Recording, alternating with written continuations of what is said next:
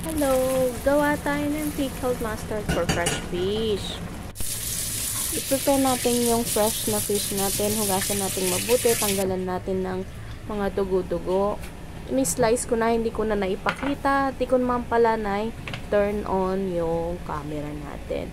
So, ito nabibili lang kahit na sa ang store dito sa Hong Kong. Meron 3 pack ito. Binudbud ko yung pang-marinate sa fish.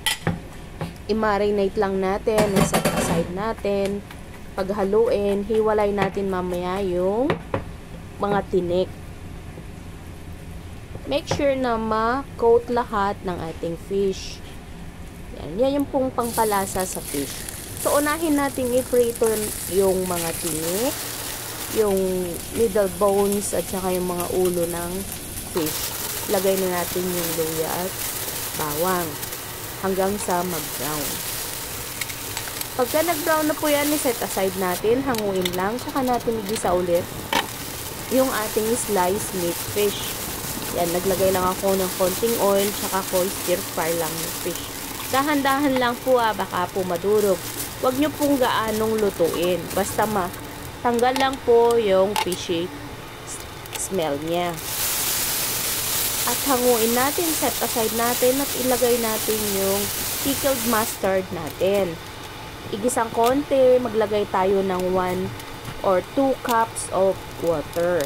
Tsaka na natin ilagay yung natitirang 3 packs ng ating pickled mustard for fish preparation.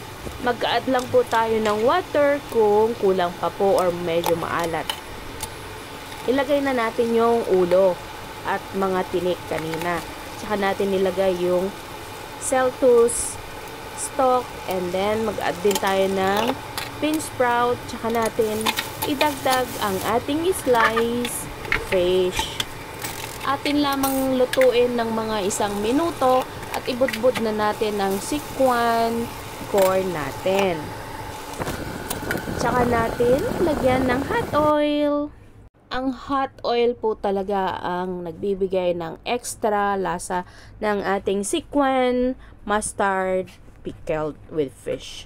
Maraming salamat po sa panonood.